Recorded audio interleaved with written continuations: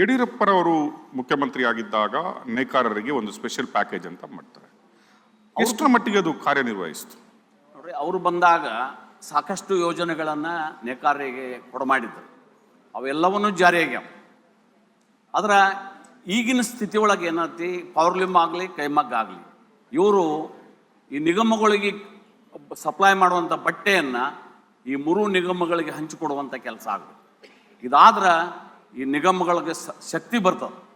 ಮತ್ತು ವೇಜಸ್, ನಾನು KSTC ನಿಗಮದ ಅಧ್ಯಕ್ಷ ಇದ್ದಾಗ 2 ಸಲ KSTC ಕೈಮಗ್ಗ ನೇಕಾರರ ವೇಜಸ್ ಹೆಚ್ಚು ಮಾಡಿದ್ವಿ, ಪಗಾರ. ಆದರೆ ಇಲ್ಲಿವರೆಗೆ ಮತ್ತು ನಾವು 3 ವರ್ಷ ಆಯಿತು, 1 ಪೈಸೆ ಹೆಚ್ಚು ಮಾಡಿಲ್ಲ. ನೀವು ಬೆಂಬಲ ಬೆಲೆ ಕೊಡ್ರಿ. ಈಗ ನೀವು ಯಾರಾಗಿ ಈಗ ಕೊಡ್ತೀರಿ, ನೀವು ತೊಗರಿ ಬೆಂಬಲ ಬೆಲೆ ಕೊಡ್ತೀರಿ, ಕಡ್ಲಿಗೆ ಬೆಂಬಲ ಬೆಲೆ ಕೊಡ್ತೀರಿ, ಜೋಳಕ್ಕೆ ಬೆಂಬಲ ಬೆಲೆ ಕೊಡ್ತೀರಿ. ನೀವು ಅವ್ರನ್ನೊಂಥರ ನೋಡಿ, ನೇಕಾರನೊಂಥರ ಯಾಕೆ ನೀವು ತಾರತಮ್ಯದಿಂದ ನೋಡ್ತೀರಿ? ಇವರು ಪ್ರೊಡಕ್ಷನ್ ಮಾಡಿದ್ರಿ, ಅವ್ರು ಖುದ್ದು ಪ್ರೊಡಕ್ಷನ್ ಮಾಡಿದ್ದಕ್ಕೆ ಸೀರೆಗಳಿಗೆ, ಬಟ್ಟೆಗೆ, ಟವೆಲ್ಗಳಿಗೆ ಬೆಂಬಲ ಬೆಲೆ ಘೋಷಣೆ ಮಾಡಿರಿ ಅನ್ನುವಂಥ ಬೇಡಿಕೆ ನಮ್ಮ ಸರ್ಕಾರದ ಮೇಲೆ ಒತ್ತಡ ಅದ. ಸಮಯ ಸಂದರ್ಭ ಬಂದಾಗ ನಮ್ಮದೇ ಸೆಂಟ್ರಲ್ ಗೌರ್ಮೆಂಟ್ ಇರೋದ್ರಿಂದ ಅಲ್ಲಿಯೂ ಸಹಿತ ನಮ್ಮ MP ಗಳ ಮುಖಾಂತರ ನಾವು ಒತ್ತಾಯ ಮಾಡುವಂಥ ಕೆಲಸ ನಾವು ಮಾಡ್ತೀವಿ. MLAಗಳು MP ಗಳು ಒಗ್ಗಟ್ಟಿನ ಕೊರತೆ ಇದೆ. ಒಗ್ಗಟ್ಟು ಇಲ್ಲಿ ರಾಜಕೀಯ ಇದೆ, ಇಲ್ಲಿ ಒಗ್ಗಟ್ಟಿಲ್ಲ. ಒಗ್ಗಟ್ಟಾಗಿ ಹೋಗಿ ಸರ್ಕಾರವನ್ನು ಒತ್ತಾಯಿಸಲ್ಲ, ಅದು ಸೆಂಟ್ರಲ್ ಗೌರ್ಮೆಂಟ್ ಆಗಲಿ ಸ್ಟೇಟ್ ಗೌರ್ಮೆಂಟ್ ಆಗಲಿ ಅನ್ನುವ ಕೊರಗು ಉತ್ತರ ಕರ್ನಾಟಕದ ಜನತೆಗೆ ಇದೆ. ಏನಂತೀವಿ? ನಮ್ಮಲ್ಲಿ ಉತ್ತರ ಕರ್ನಾಟಕ ಇಲ್ಲ, ಇಡೀ ನಮ್ಮ ರಾಜ್ಯದಾಗ ಒಗ್ಗಟ್ಟಿಲ್ಲ. ಸೆಂಟ್ರಲ್ ಗೌರ್ಮೆಂಟ್ ಆರೋಪ ಮಾಡೋದು ಅಷ್ಟ, ರಾಜಕಾರಣ ಮಾಡೋದು ಅಟ್ಟ ಮಾಡೋದು. ವಿರೋಧ ಪಕ್ಷ ಆಡಳಿತ ಪಕ್ಷ ಕೂಡಿ ಒಂದಾಗಿ ಸೆಂಟ್ರಲ್ ಗೌರ್ಮೆಂಟ್ ಪ್ರಧಾನಮಂತ್ರಿ ಆದಾಗ ನಮಗೆ ನಾವು 1000 ಕೋಟಿ ಕೇಳಲಿ 500 ಕೋಟಿ ಸಿಗ್ತದಲ್ಲ, ಅದನ್ನೂ ಮಾಡ್ತಾ ಇಲ್ಲ. ಇವರಿಗೆ ನಮ್ಮ ಮಗನ ಕೂಸಿನ ಕುಂಡಿ ಚೂಟೋದು, ತೊಟ್ಲ ತೆಗೋದು ಅಂದ್ರೆ ಆ ಕೆಲಸ ಆಗಿರಬಾರ್ದು. ನಮಗೆ ಆರೋಪ ಮಾಡ್ಲಿಕ್ಕೆ ಇರಬೇಕು.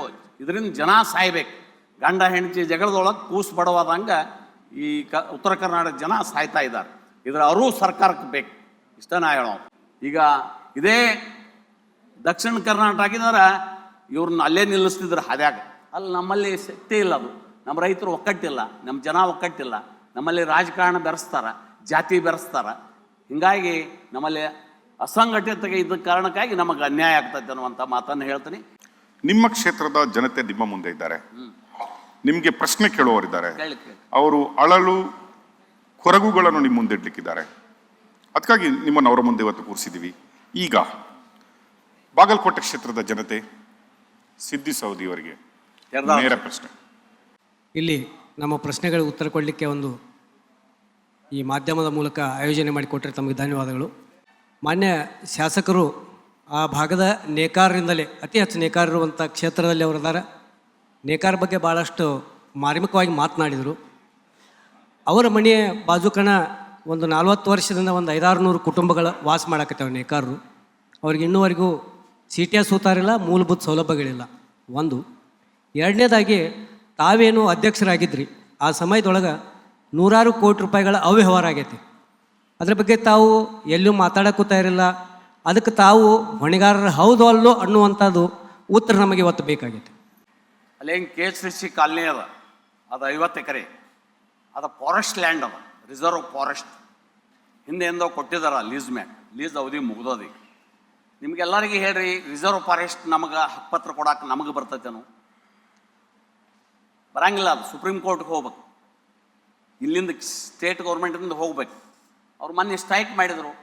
ನಮಗಿದು ಅವೈಜ್ಞಾನಿಕ ಸ್ಟ್ರೈಕ್ ಅದಪ್ಪ, ಇದನ್ನು ಮಾಡಬೇಡ್ರಿ ಅಂತ ಹೇಳಿದ್ವಿ ನಾವು. ಯಾಕಂದ್ರೆ ಕೆಲಸ ಆಗುವಂಥ ಸ್ಟ್ರೈಕ್ ಮಾಡಿರಿ. ಸುಮ್ಮನೆ ಬರಲಾರ್ದ ಚಂದ್ರನ್ ತಂದು ನಮ್ಮ ಕೈಯಾಗ ಕೊಡಂದ್ರೆ ನಮಗೆ ಕೊಡೋ ತಾಕತ್ತು ಬೇಕಲ್ಲ. ಅವ್ರಿಗೇನು ಮಾಡಬೇಕಾಗಿತ್ತು ನಾವು ಮೊದಲೆಲ್ಲ ಮಾಡೀವಿ. ನಾವು ಲ್ಯಾಂಡು ಕೊಟ್ಟಿವಿ, ಹೊಸ ಮನಿನೂ ಕೊಟ್ಟಿವಿ. ಈಗೂ ಮನೆ ಕಟ್ಕೋತೀನಂದ್ರೆ ಸ್ಲಮ್ದಾಗ 6,80,000 ರೂಪಾಯಿ ಕೊಡ್ತೀವಿ ನೇಕಾರರಿಗೆ. ಇಟ್ಟೆಲ್ಲ ನಮ್ಮಿಂದ ಏನೈತೆ ಅದನ್ನು ಮಾಡಾಕತ್ತೀವಿ. ಆಗ್ಲಾರ್ದ ಕೆಲಸ, ಫಾರೆಸ್ಟ್ ಕೆಲಸ ನಮ್ಗೆ ಕೊಡಕ್ಕೆ ನಮ್ಮ ಕೈಯಾಗ ಅಧಿಕಾರ ಇಲ್ಲ, ಸರ್ಕಾರಕ್ಕೂ ಅಧಿಕಾರ ಇಲ್ಲ. ಇನ್ನೊಂದು 2ನೇ ಕ್ವಶನ್, ಅವರು ನಾನು ನಿಗಮದ ಅಧ್ಯಕ್ಷ ಇದ್ದಾಗ 100 ಕೋಟಿ ಹಗರಣ ಆಗೈತೆ ಅನ್ನುವಂಥದ್ದನ್ನು ಎನ್ಕ್ವೈರಿ ಮಾಡತ್ತೇಳಿ. ನನಗೆ ಗೊತ್ತಿದ್ದ ಮಟ್ಟಿಗೆ 100 ಕೋಟಿ ಅಲ್ಲ, 100 ರೂಪಾಯಿನೂ ಅವ್ಯವಹಾರ ಆಗಿಲ್ಲ.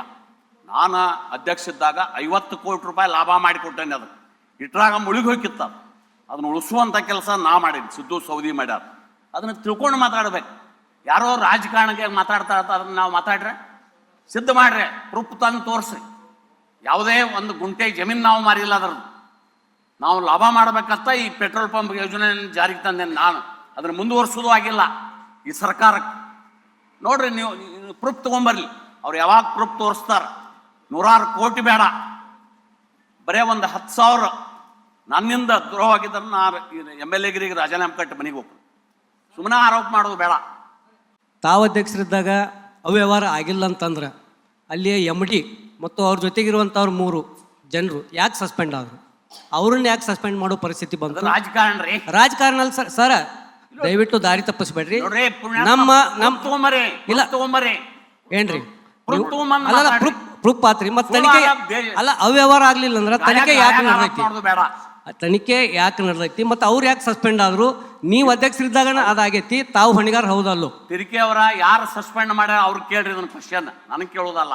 ತಾವು ಅಧಿಕಾರದಾಗಿದ್ದಾಗೂ ತಮ್ಮ ಸರ್ಕಾರ ಇತ್ತು, ಯಾಕೆ ತಾವು ಕೇಂದ್ರ ಸರ್ಕಾರಕ್ಕೆ ತಿಳಿಸಿ ಅಲ್ಲಿ 400-500 ಜನ ಮೂಲಭೂತ ಸೌಲಭ್ಯಗಳಿಂದ ವಂಚಿತರಾಗತ್ತಾರ ಅನ್ನುವಂಥ ಪ್ರಶ್ನೆ ನೀವು ಅಲ್ಲಿ ಮಾಡಿ ಅದನ್ನ ಯಾಕೆ ಸರಿ ಮಾಡಲಿಲ್ಲ? ಅಲ್ಲ, ಮೂಲಭೂತ ಸೌಲಭ್ಯ ಎಲ್ಲ ಕೊಟ್ಟಿವಿ, ಏನೂ ಇಲ್ಲ. ಅವ್ರ ಮನೆಗೆ ಕೊಟ್ಟಿವಿ ಸರ್. ಇವತ್ತಿನ ತನಕ ಅವ್ರಿಗೆ ಶೌಚಾಲಯ ಕಟ್ಕೊಳಕ್ ಆಗವಲ್ತ.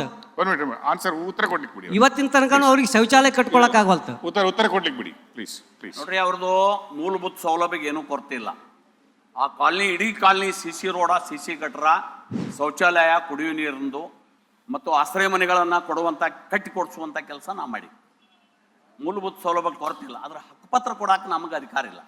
ಆರೋಪ ಮಾಡೋದು ಸುಮ್ಮ ಗಾಳ್ಯಾಗ ಗುಂಡು ಹೊಡಿದು ಬೇಡ. ಹೋಗಿ ನೀವು ಶಿವಾನಂದ ಪಾಟೀಲ ಬಂದು ನಿಮ್ಮನ್ನ ಎಬ್ಸ್ಯಾನ, ಅವರ ಜವಳಿ ಮಂತ್ರಿ ಇದ್ದಾರೆ, ಈಗ ಅವ್ರಿಗೆ ನೀವು ಲೆಕ್ಕದಾಗ ಕೊಡ್ರಿ. ಯಾರು ಅದಾರ ಅವ್ರನ್ನ ಆಕ್ಷನ್ ತಗೋತಾರೆ ಕೊಡ್ರಿ. ಅವ್ರಿಗೆ ಅವ್ರ ಕೈಯಾಗ ಅಧಿಕಾರ ಐತಿ.